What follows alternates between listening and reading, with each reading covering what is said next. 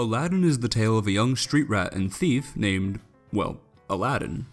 The young man seeks freedom from the life he lives and is given the opportunity when he comes across a lamp that contains a magic genie who will grant him 3 wishes. But there is another man who also wants the lamp and will stop at nothing to get his hands on it. As a child, I watched my fair share of Disney films. Snow White, Pinocchio, Dumbo, The Little Mermaid, The Lion King, you get the idea. Aladdin was not one of them. I didn't see it until much later actually, and when I did, I thought it was decent. It was entertaining and had a great aesthetic, but didn't stand up against other entries in my opinion. My point is, I have no nostalgic connection with the 1992 original, so I went into the theater without rose-tinted glasses or lofty expectations. Aladdin tries to reimagine the beloved animated counterpart, but instead comes across as a dull and cumbersome disappointment.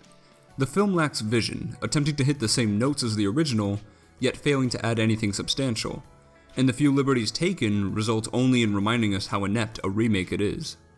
But I'll stick with the positives for now. The genie has been a point of contention since the first trailer came out, for several reasons. In actuality though, he's one of the stronger elements of the movie. The effects are a little odd at first, but you quickly get used to them, and Will Smith's portrayal is dynamic and engaging. His energy and natural talent bolster the material he's provided. This genie is also quite distinct from the original, so much so that Robin Williams' immortalized performance didn't even come to mind.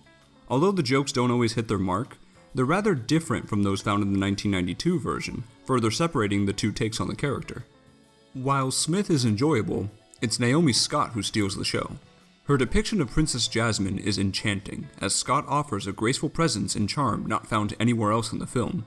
She embraces the script fully, allowing this rendition of the princess to surpass the original. Scott is aided by the writing's exploration of Jasmine, allowing the actress more versatility in her part. Her on-screen regality and commitment to the role is arguably the best thing about Aladdin. The music is one of the most memorable aspects of the first film. It's what many cherish most about it. As for this 2019 remake, the songs are hit and miss. Numbers like Friend Like Me and Whole New World are handled well, whereas others such as Prince Ali and One Jump are not. The first two evoke a familiar flavor and sentiment that achieve the splendor they were aiming for, but the latter songs are stale and devoid of spirit, as opposed to seamlessly enhancing the story. It's like someone said, hey, these songs were in the original, so we gotta do them here because the people want to see them, and if they're not in the movie, they're gonna riot. There's no motivation behind them. New to the lineup is Speechless, which is essentially an excuse to give Jasmine a song. Similar to Evermore from 2017's Beauty and the Beast, the song itself is fantastic, but has no business being in the film. It's more filler than anything, adding nothing to the story and only serving Jasmine's new subplot, which is also meaningless. Speaking of which, the film presents a few new ideas this time around. Jasmine's character arc is expanded upon in that she now has a desire to become Sultan, but the law forbids it. This is also where her new song comes in. I appreciate the effort to try and flesh out the character more, but the plot point is poorly implemented and carries no weight. Another addition is Jafar's secondary plan of invading the homeland of Jasmine's mother. It's mentioned a couple of times, but amounts to nothing by the end. We never learn why Jafar is so interested in the place, rendering the whole plot thread worthless. It was only included to make Jafar appear more evil and to address Jasmine's missing mother, much like the Beauty and the Beast remake needlessly did for Belle's mother. And the genie also gets a subplot of his own, involving a crush he has on Jasmine's handmaiden. Because we totally needed this, right? Everybody was asking for it, right? Okay, to be fair, it has its funny moments, but again, doesn't add anything worthwhile to the story. The one plot point it feeds into could have been completely cut from the film, and the movie would have been better for it, which is how I would describe just about everything added to the remake. Now, let's talk about the rest of the cast. Mina Massoud plays Aladdin, and I would say his performance is awkward. Almost every line is said with a forced smile, generating a cloddish tone. Massoud definitely looks like Aladdin, but he's trying way too hard to be charismatic and likable, which is strange to me because if you watch him in interviews, he's naturally zestful and fun, which makes me think this might have also been an issue with direction. But perhaps the weakest facet of Aladdin is the villain Jafar, played by Marwan Kenzari. Jafar was a sinister, manipulative schemer in the animated film, with a terrific design and deliciously evil voice. But here, he's a pouty, insipid creep without any presence whose actions are often downright laughable. Jafar is written horribly, and Kenzari is categorically miscast as his voice and delivery are entirely off. It's a shame to see one of Disney's better villains receive such shoddy treatment. However, there is one thing I liked about this interpretation of the character. They gave Jafar a slight backstory where he used to be a thief like Aladdin and worked his way up to power.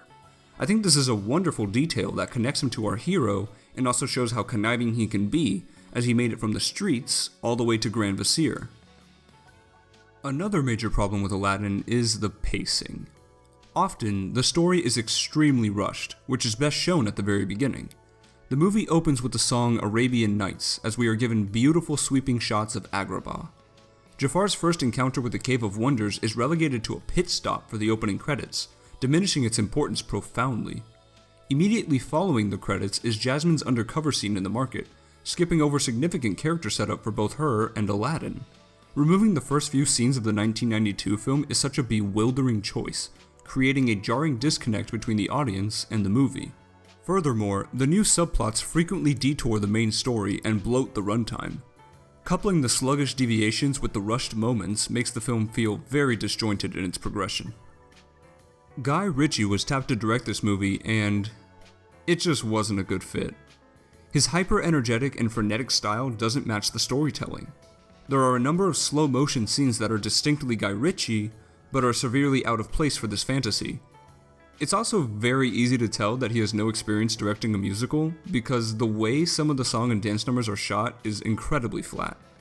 I know it's been circulating Twitter for some time now, but the Prince Ali sequence really is that bad. However, there is some genuinely exceptional cinematography during the iconic flying carpet scene, and the nighttime exterior shots are gorgeously lit. Disney's trend of remaking many of their animated movies has been pretty scattershot to say the least. I'm not opposed to the idea, because some of their films could be improved upon and would benefit from a second effort. Cinderella, Pete's Dragon, and The Jungle Book have been the best ones so far because they took the source material and refined it into better pictures. Aladdin doesn't do that, and this is one case where I think a remake could have done a lot of good. Instead, we are left with a vapid retelling overstuffed with unnecessary distractions and plenty of questionable decisions. It has its merits, don't get me wrong, and it can be enjoyable at times. Overall, though, I'd say it's not worth seeing. I give Aladdin a C-. So those are my thoughts on the movie, but more importantly, what did you think? Are you a lifelong fan of the original? Did this remake work for you? Be sure to let me know in the comments section. And if you like this video, please consider giving it a thumbs up and subscribing to my channel for similar content, as that would really help me out. See you in the next video.